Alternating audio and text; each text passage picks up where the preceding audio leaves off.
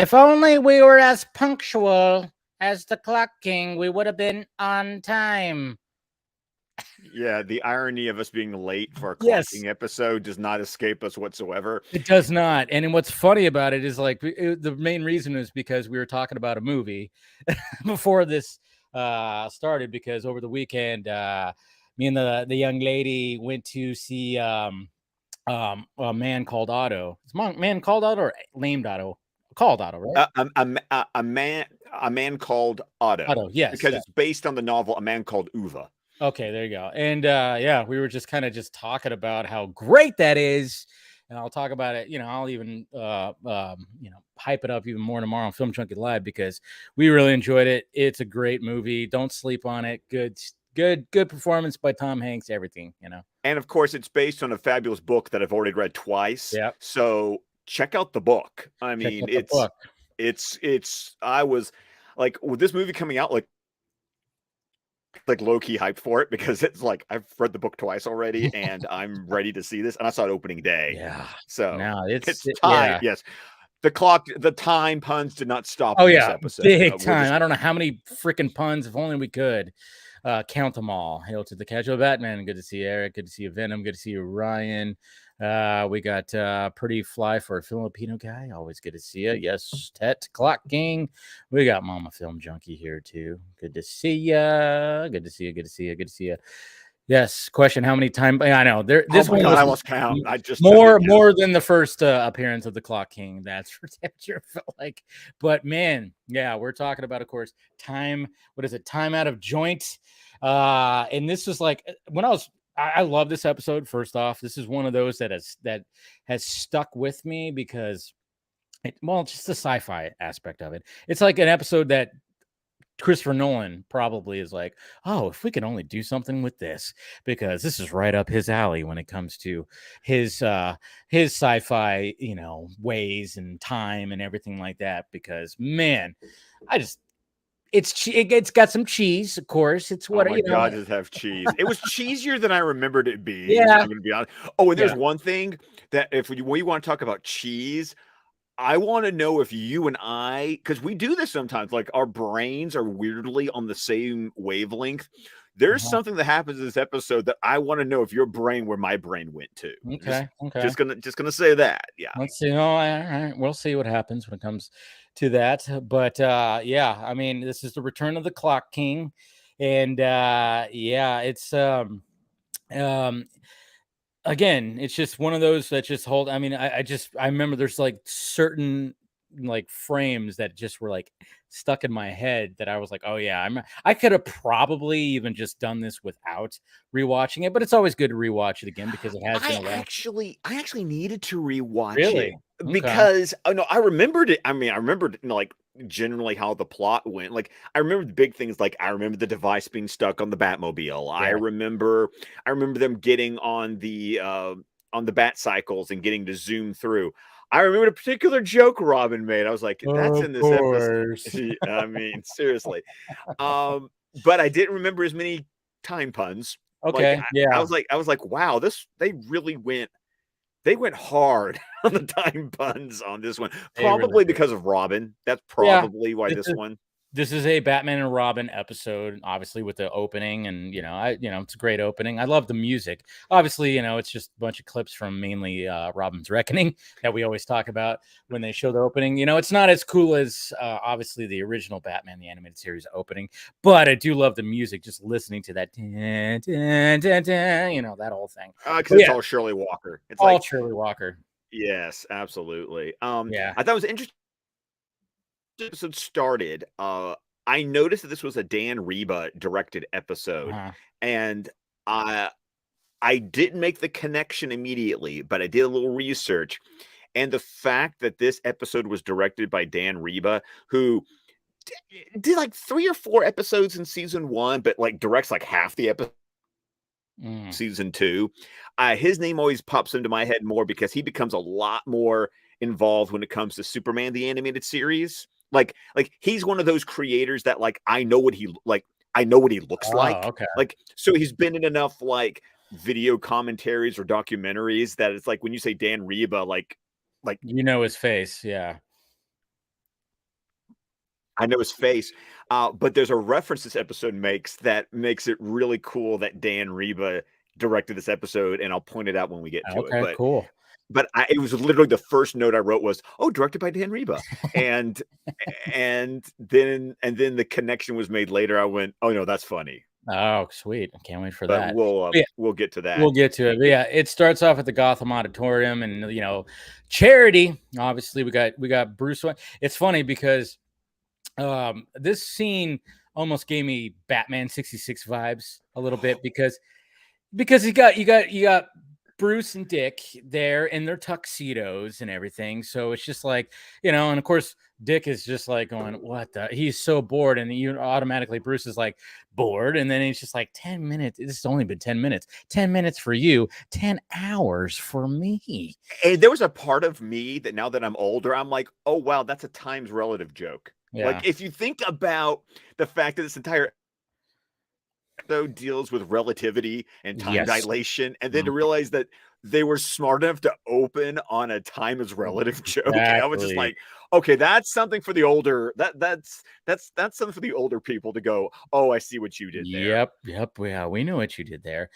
So but I just like, of course, the dynamic between Bruce and because Bruce is all about the charity, and then it's like, hey, I'm gonna spend some money. I mean, especially like you have an egg that's like 600K, and he's just, of course, or was it the egg that's 600K? I don't know. Maybe it was that. No, he paid 600 for the clock. Yeah, the clock is 600K, but there was like an egg that they showed too, and then he's like, yeah, I wouldn't even use. Yeah, because Veronica won that one, so I was like, I appreciated the shout out for Veronica. I was like, oh yeah, okay, cool. That's right, she's there too. Yeah, and then of course we get to see the Clock King first off, and we're just kind of, if you watch this fresh, you kind of go, okay, what the hell is going on? Because obviously it's just, you see the shadow, which is, I think that's a cool little like, whoomp, and you just kind of, I love that noise that this device makes. That oh yeah, it makes a really cool sound effect. Yeah, it really does. Yeah.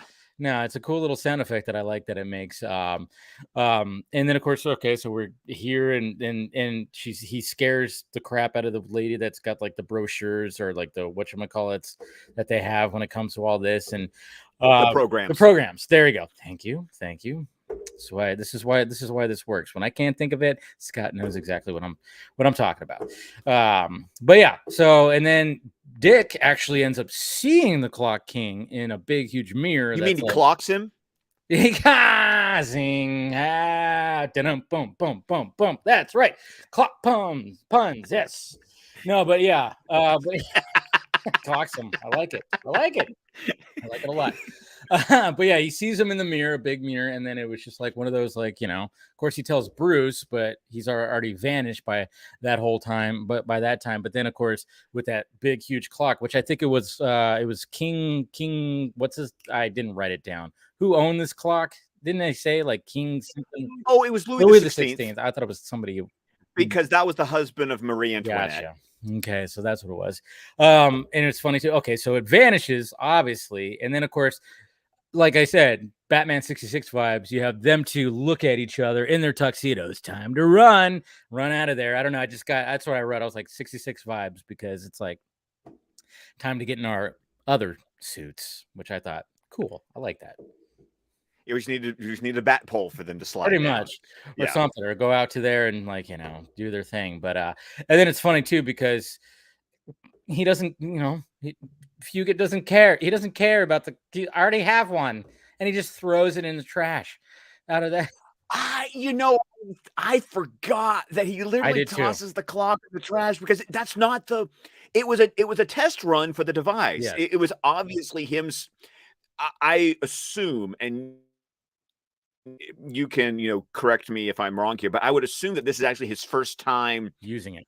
This was like a dry run. This was making sure that the device would actually work the way he thinks it's going to work. I think that's what exactly it is, because it wasn't that. I mean, obviously they set it up like, oh yeah, of course the Clock King wants to get this clock that is, very valuable. Of course he does.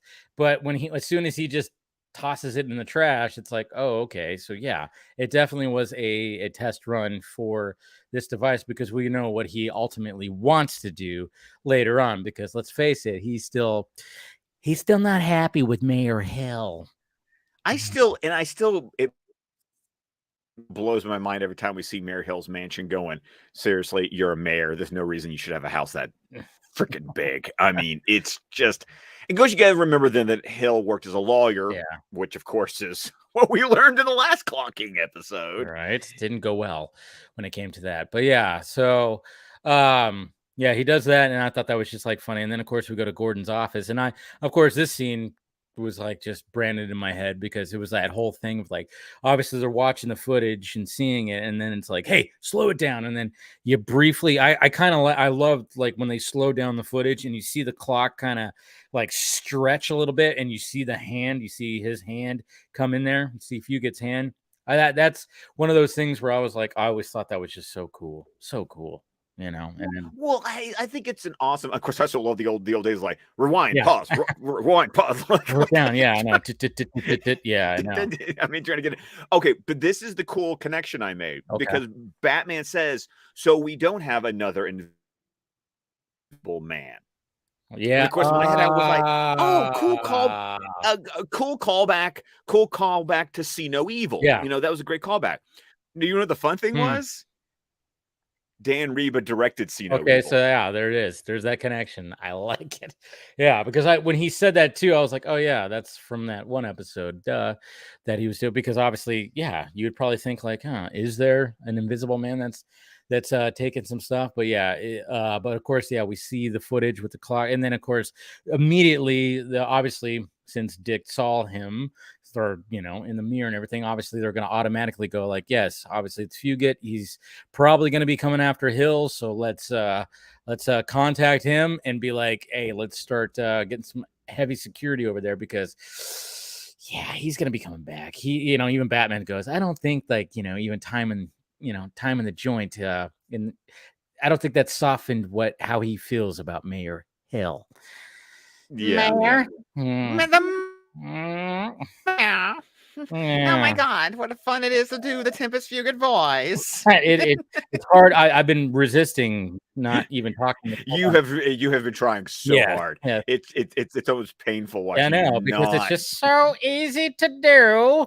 You just bring it up to right there. It's just it's fun. It's fun. But yeah. So and then of course, Dick with this whole thing was like, yeah, I guess that's the hand that everybody's talking about. The hand that's quicker than the eye. Oh, that was such a dumb joke. That was so stupid. Like, okay, give me all the time puns for the rest of the episode if you would just eliminate that one dumbass joke. Oh, that was just dumb. I know. It was like that the was hand. Dumb. That's good. But anyways, and then we meet Professor, or Wakiti. Right? Wakiti, yeah. Wakiti. Oh no, Wakati. I don't know why that. Yeah, I'm thinking. No, it's fine. I even made sure I wrote the name down. Yeah, because I will fully admit, I was listening to Dr. Wakati's voice, going, "Who the hell is that?" I know that voice. Even I had to. Not only did I have to look at the credits, I looked at the credits and went, "Who the hell is that?" And I had to go and look him up. And who is he? Okay. Do you want a live action version that you would maybe be familiar with? Or do you want to know why his voice would sound particularly familiar? Well, let's get the live action first. Okay. What I know him from, because he won an Emmy for it, was he was a recurring guest star on the Cosby Show. Okay, he was on the Cosby Show. Interesting. Hold on, I came prepared. Nice. Okay, so do you want a still from the Cosby Show, or do you want like just him? Let's do a still from the Cosby Show. Okay, here you go. Here is a still from the Cosby Show. Come on. There it is. Oh, okay. So it's a guy all the way on the left. Yes. Okay. Yes. Okay. His name is Roscoe Lee Brown. Okay. He was one of those, when Cliff's, friends were, because then I looked at it going, screw it, that's Christopher. I forgot he was in the Cosby Show. Yeah. Right next to him. Right there. Yeah. Wow, that's pretty cool. And then Earl Hyman. I mean, yeah, I've seen him in things too. But yeah, okay. So there you go. Okay. And what else? What else has he done? Like when it comes. Oh, okay. Now here's where the animation comes in. Okay. Emmy nominated as the voice of the Kingpin in the Spider-Man animated series from the 90s. Oh wow. So this guy's, his voice has been around. That's pretty cool. I like it. Once I saw that, I went, That's "Oh my where it God, was. there's that voice. Oh, That's yes, what there you it heard. is." There you go. I like it. But yeah, so Wakati, he's one, and then it's a pretty interesting concept too, because we see his lab, and he's got one instance of he's got an iron ball that's falling, and of course it's just slowly, slowly, slowly, and then you got a plant that is moving very quickly. So so it's cool that when it comes to this episode, they're showing you exactly how this device works, how it could work both ways. It could speed things up big time, or it could just totally suspend and slow things down big time, and it could be utilized. So if and he talks about it right here, is the fact that talks about it to Fugit, of course, who is his butler, Harold. Obviously he's talking about the fact that he's a butler. I'm like, well, it's fitting with his look. I'm like, it's almost he almost looks Alfred like. He does almost look Alfred like. Yeah, You were not wrong about yeah, that. he looks Alfred like, but he brings up the fact that if somebody has an illness and maybe they don't have a cure for it yet, you could suspend that. And then, of course, that almost reminds me of Heart of Ice a little bit too, of suspending somebody in a state. I mean, obviously, this is not freezing; it's time, but yeah, you could slow down that process to once you figure it out, then you can like bring them out. But of course, it's very touchy. I mean, you get in the wrong hands, which this episode it shows that. Yeah, could be bad. Could be very bad. Yeah, and then of course after this, he takes the device and then he immediately shows up at Mayor Hill's office.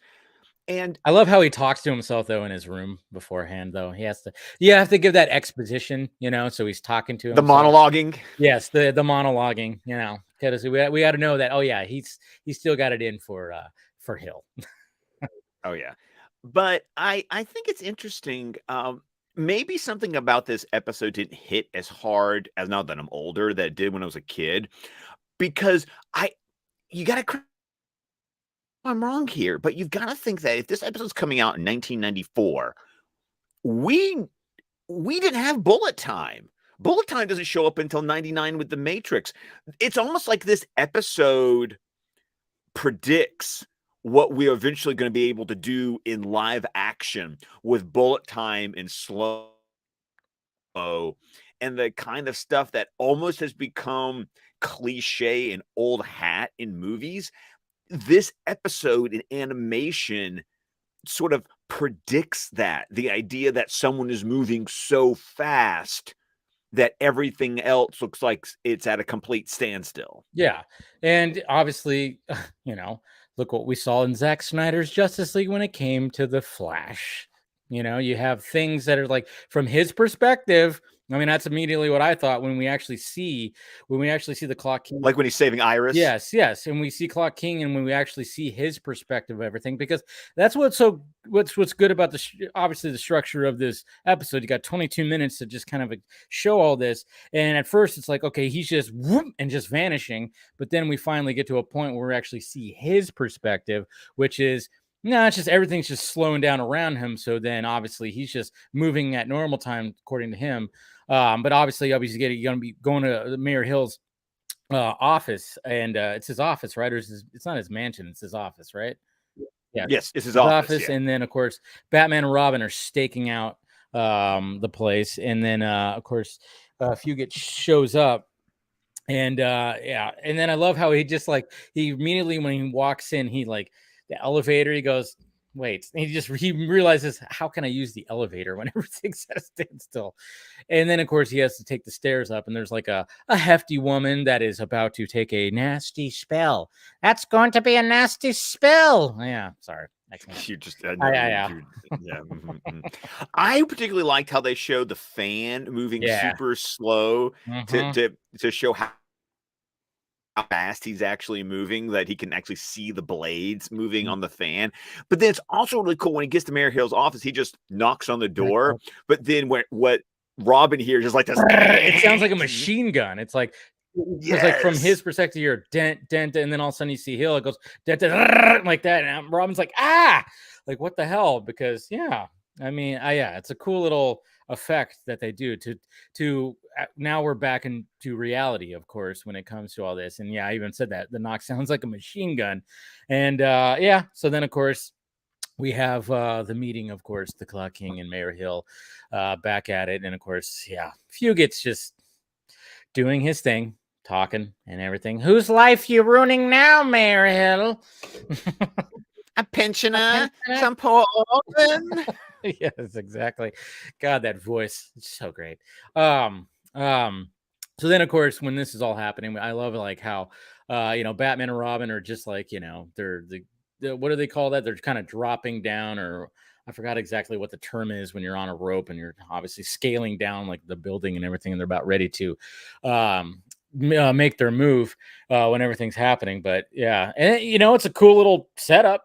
I mean, it is a cool setup, and they blind him with the light. I like them trying to fight him when he can just move. Like it's a precursor, because once again, we're in Batman the Animated Series.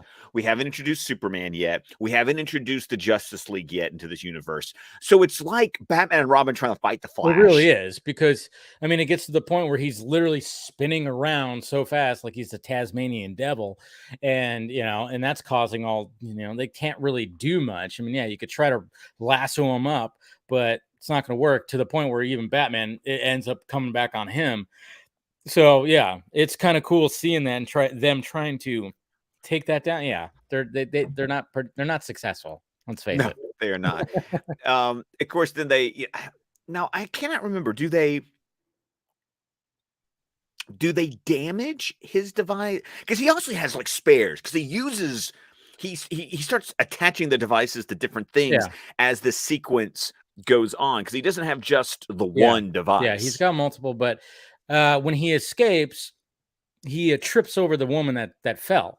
So she's already at one of the probably like when the staircase turns in the flat surface of it. So he ends up tripping over her, and then that breaks the device a little bit, but somehow, or I guess he has like you said, he has multiple. So, but I don't think they broke the device. I think his fall tripping over her. Fall, you're right. That was one point where like it got a lot was going on at that one point. Yeah, because he's going outside and you got the cops that are about to, about to jump him, and then he finally like gets it going again. You hear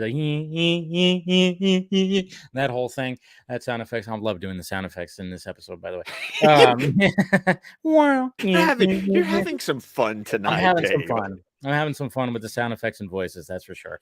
And then of course, it is funny too, because when everything stops and then he sees the cop car, and then he looks over and he goes, the Batmobile, and that's just, and you go, okay, what's going to happen with the Batmobile? Because it's just kind of like, okay, he has to... That gave me some Batman Returns vibes. Yeah.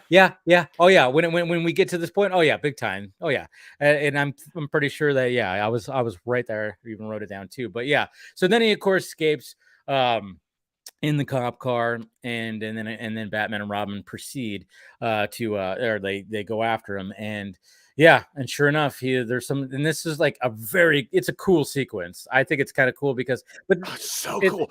It's like the most memorable part of this episode for me. Yeah, because all of a sudden it just goes, and they get stopped, and everything around them is just moving, and it's really cool because you're just seeing like it's just a cool little sequence, cool animation too, when you're seeing like the lights and you're seeing like, the sun moving fast, and then it's dark and you're seeing all this stuff. But you know what? E equals MC square, kids. Which I love that he pulled that one. Last I checked, E equals MC square. Right. I love you like but try to explain exactly what that like what was that supposed to mean. Of course, the idea is that they're mass and they're just staying there. So something that's going to hit them super fast is going to cause, the possibility of an atomic explosion because Robin's face. I know, right? Well, because once again, equals squares the idea that as mass moves faster, it's generating more Energy. It's generating more energy. And so because all mass is contained energy, and you just need something that's going to release that contained energy, which I think is interesting because when they finally disabled the device, what does the Batmobile do? It literally shoots like a bat out of hell. And they're like, hail. Sorry, my southern kicked in there. Bat out of hell. Like a bat out of hell because it had so much potential energy built up because they had been it was like the car was moving relatively slow to the world around it, but the car was still moving in its little bubble. This is where my brain like goes crazy because I love science fiction so much. So when you deal with the physics of relativity and Einstein's whole the twin story. Are you familiar with the twin story? With the twin story. Maybe I am. So the idea that if you took twins, you left one on Earth and you put one in a starship approaching the speed of light, that when the starship came back, the twin that was left on Earth be older than the twin that was moving closer to the speed of light because perception of time. It's light year. If you've seen light there you year, go. you know how that's good. That's what light year was. All the people on the planet were getting older and Buzz was staying the same because he was moving so fast. That's relativity. So the idea was they're moving so slowly that when they basically catch up to real time, that Batmobile just like and then of course trying to built up all that, trying to control it because it built up all that potential energy. The only nitpick I have is after they crash the car and Robin looks up at the clock and goes, "We've lost about 48 hours." The one thing I call bullshit on is you want to tell me they stayed in the same spot for 48 hours and nobody hit them? Exactly.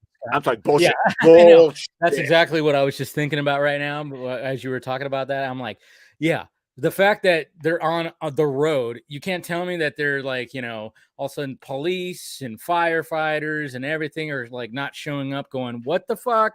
Why is the Batmobile in this glowing ball and just sitting there, there? I mean, it's just like, it's like nobody gave a shit for 2 days. It just were like, hey, everybody avoid the little glowing ball thing with the Batmobile in it. Just avoid it. I mean, you got to tell me that the traffic reports didn't have that. It's like, oh yeah, by the way, the traffic in Gotham today at 7 a.m. Avoid this glowing ball that has the Batmobile in it. We don't know what's going on, but maybe Batman and Robin are just doing some kind of crazy experiment. Just avoid it. Try not to crash into it. It's in the middle of the road. But I was with you on that too. I'm like, they could have in the middle of downtown. I'm like, maybe if the Batmobile was on a side street or something else, I could get around that a little bit more.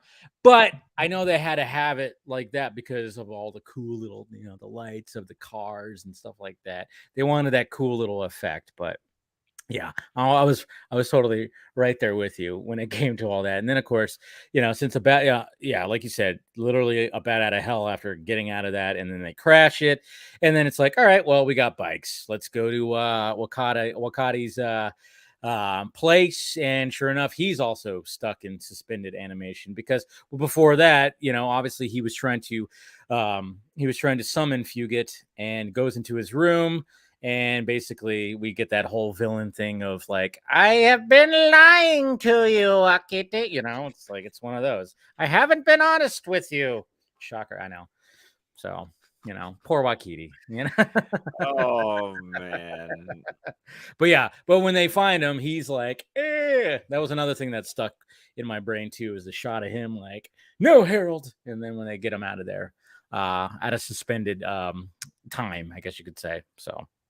Yeah. It was funny though, because when he's doing the whole time dilation thing, he's walking around the opening of the new courthouse. Mm.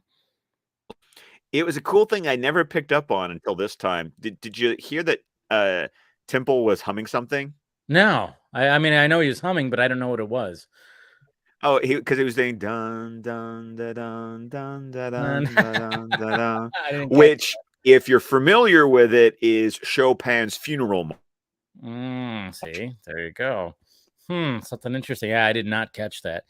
I know he was like humming something, but I just didn't think about it. I was like writing stuff, so that's pretty cool. I like that. Well, that's because the music in this episode got my attention because Yeah, I don't. Okay, you're gonna have to remind me if because obviously the Clock King had a theme, which I yeah. thought cool, and I'm trying to remember if he had this theme in his first appearance or not, but it I was think he did. so cool because it had that syncopated, you know, because it was like da da da da da da da da da da da da da da. It Yeah, because it's you know, once again syncopated because it's off the beat, yeah. like it's not, and but it sounded so cool, you That know, the way that, you know, that one particular part before it went into the da da da da dum da da da da da da, and I'm just like, oh my god, this is I love the music of this oh yeah, show so it was good. much. Yeah, I mean, I think he did have a theme, but maybe like Shirley Walker did something different with it. Maybe I Well, don't know. Carl Johnson actually composed this Oh, episode.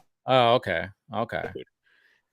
So maybe he just did something different with it. He So, took like what she did with the first one and maybe just did something different to go with what's happening in this episode and have it well, on because with off the beat. episode being called "Time Out of Joint," Yeah. it would be cool the idea that they took his theme and made it a syncopated Dude, musical motif that's awesome.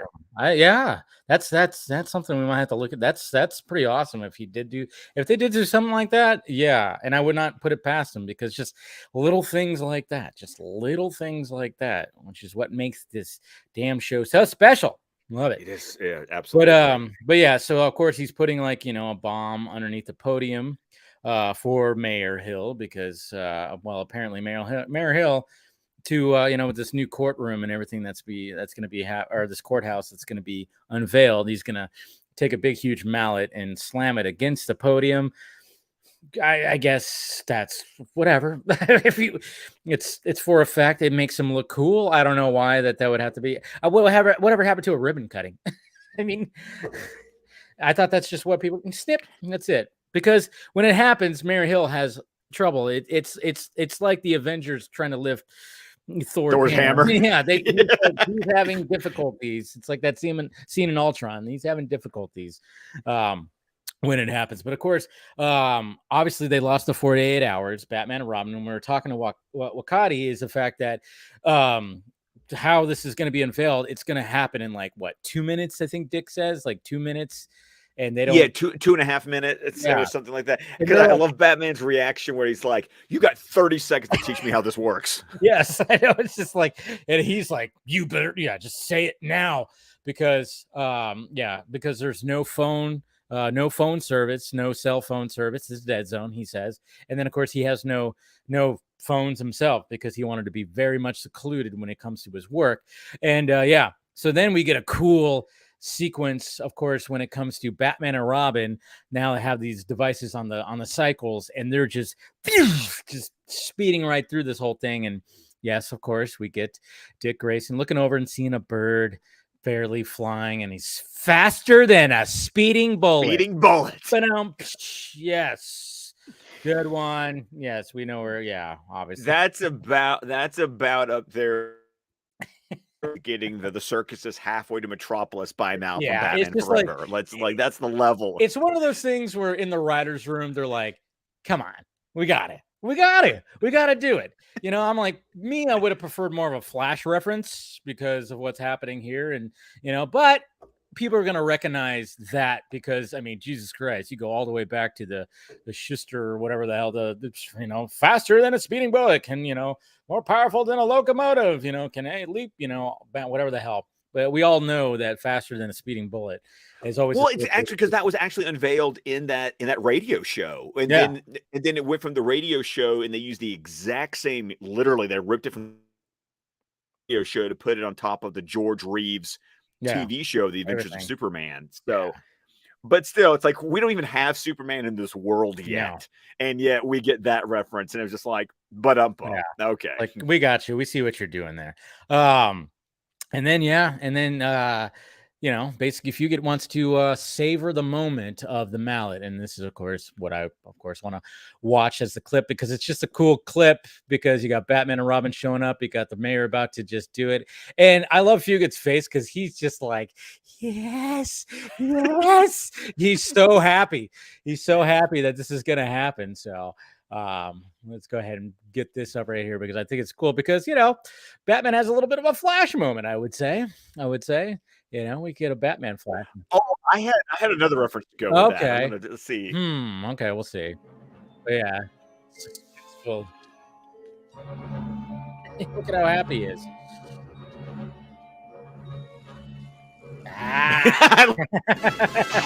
Right there. It can't be. It can't be. Oh, didn't get there in time. Too late. It's triggered. You got this, Bats. I love how he just has that one like tucked into like his underwear. Right? Slow down.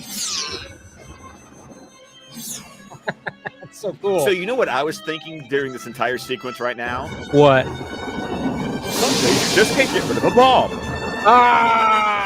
Duh. See?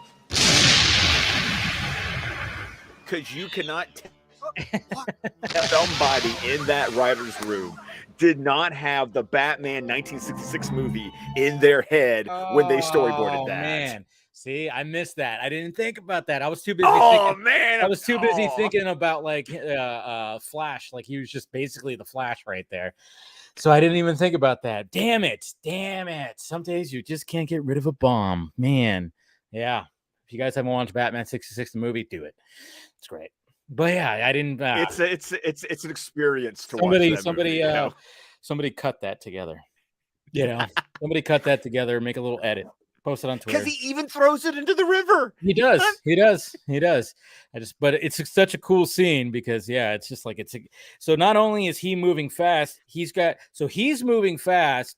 And he's got another device on the bomb that's slowing the explosion. Slowing it down. Yeah, right. So it's like both the capabilities of this device working as one. And he, you know, Batman walked on water. So there you go. If you want to, you know, make any of those Jesus references and stuff like that. Anyways. But yeah, so he does that. And then I love it too, where it's just like he tries to get away and Robin just trips him. I know. Just trips him. And then I think he said, I didn't even write it down, but of course, like, your time is up. I don't know. There's another my God. There's another pun that he did. And of course, this time the device is completely shattered. And then of course the Clock King is now done. Going back to what? I don't know if he's going back to Arkham. He's probably going back. No, he go to Blackgate. Yeah. He's not. No, sorry, Stonegate. I always forget. God, yeah. It's still the weirdest thing in my brain why in the show they called it Stonegate. Yeah. Blackgate, you know. It's the names can get confusing, but then of course Wakati just says, like, you know, people aren't ready for this device, even though it could really benefit people. But he's like, you know what? After this whole thing, because he trusted somebody and he doesn't trust anybody. He's very much a recluse. He's just all about his work and all about that. And he's just like, nah, humankind ain't ready for this power for sure. Yep. And then the episode is over. That's it. It's it. I mean, I think I remembered this episode more fondly than I had. Like, it's still a fun episode. And I'm not going to take it. It's still a really fun Clock King episode. I think I just remembered it more fondly than this rewatch gave it. Yeah. Like I said, there were way more time puns than I remembered being in this episode. No, I'm right there with you, because even though I love this episode, but it's just, but I do remember as a kid, I just thought it was so cool, because just as a kid, you're just like, I love the sci-fi elements, the time the elements, just, I know. Yeah. Jeez. The elephant in the room. No, but I think I was just, that's what really just stuck with me, was that whole thing, because I watched Back to the Future like crazy, even though this is not similar to Back to the Future, but it just has to do with time. I just love the concept of different ways to show that. And it's just, like you said, this kind of comes to bullet time and things. I mean, again, even just with Zack Snyder's Justice League and showing the Flash, obviously we saw that in the Flash TV show too, and we saw it with like Quicksilver in the X-Men universe, with that, and the whole concept of like, it's when you're seeing it from the perspective of the person, they're moving pretty normally, and everything else is just bullet time, everything. So, oh my god, that just reminds me of that great moment in Days of Future Past. yeah. Oh, that scene rocks so much in Days of Future Past. So good, just like with everything, and just with the music and everything, and then just him just like moving things, and just it was just so cool. I mean, they did it again in Apocalypse, but it felt like they were copying. it was, and it was copy cool that wasn't because as good as the original. He was rescuing everybody, and I thought, all right, that's cool. But at the same time, it was like, yeah, but the Days of Future Past, you can't beat that, to the point where he just goes, it's like there's soup up in the air, and he goes, dude. He just kind of hey, let me just try out this soup that's like flying in the air. It's like Barry grabbing the hot dog. Yes. You're just like, what the hell? See, and that's the thing, is like, even when it came to Zack Snyder and them doing that with that, I thought they upped it a little bit too. Just, I mean, it was a similar concept, but obviously they did it differently because it's the Flash, so you have to add a lot of obviously lightning and stuff. But I just love the fact that, when we first see it happening, and then he just literally runs out of his shoes, it was like that whole thing. And then just seeing like just like, when he stops and you see like the asphalt go and just do all just those little added things, because who knows like what it would actually be like when if you actually were to do this stuff. But just the way that everything is, just how the molecules can break down like they do, like his shoes just totally just obliterated. They just get obliterated because he's moving so fast. And then just little things like that, little details. That's what I like, little details. Yeah. So I like I said, I think it's cool this episode kind of predates all of it. Yeah. Kind of predicts it. Yeah. In a way. Yeah. Yeah. It kind of makes you wonder too, when like Christopher Nolan, when he was, doing his Dark Knight trilogy, and obviously we know that he did totally take a dive and watch some of these episodes. I'm kind of wondering if he ever like took a gander at this episode and maybe went, because we all know that Nolan loves his, the perception. I mean, look at Inception, when it talked about like, hey, it's 10 minutes for, the whole 10 minutes, 10 hours, like what Dick said. I mean, look at Inception when it came to the different levels. Or Interstellar, which is where it goes hard in Interstellar. So I'm like, man, where are you, Christopher Nolan, with like I'm surprised he didn't want to use Clock King in like the Dark Knight. But then again, it's, maybe it's like that was a little too sci-fi-y when it came to his grounded universe. But anyways, what do we got next week? Catwalk. Ooh, on the catwalk, and I shake my little tush on the catwalk. Yes. I'm trying to remember this episode. Catwoman, obviously. But man, all I can remember is who is in it. Who's in it? Do you want? Yeah. Go ahead. Let's do a little pre-game. Okay, it's a team up between Catwoman and the ventriloquist. Oh wow! Damn, I am okay. Damn, this one I'm going in like not remembering it really that much. I remember the title, but I'm like, okay, wow, ventriloquist and Catwoman. I'm like, what is the plot in this? All right, well, that'll be fun. That'll be fun to go down, because I like it always happens. Oh yeah, I remember how it ends. Like, this is one of those episodes that right now I remember the ending of the episode, but that's it. And Mr. Venom says it has to be one of his least favorite episodes. Okay, so this might be one of those where we kind of go, because we've had some good ones. We've definitely had some good ones, and we've enjoyed. So, and definitely enjoyed this one, and I think we've discussed it, as much as we can. The time is up for this episode, Scott, so go ahead and promote yourself. Okay, no, just stop. Just stop it right now. I had to get one more in. Come on. It's holding it back. And I got the Patreon stream. Don't collect next. your son, he's drunk. Yeah, I know, right? I know. I didn't even have a drink. I had one before this, but I totally forgot to pour one before the stream. I know I'm trying something new tonight, by the way. What is that? Golden Monkey. Interesting. Victory. Yeah, it's a Belgian style Tripel ale with added spice. Ooh, okay, pretty good. It's different. It's not good. It's not good. It's like one of those that's like, I'll drink the other 5.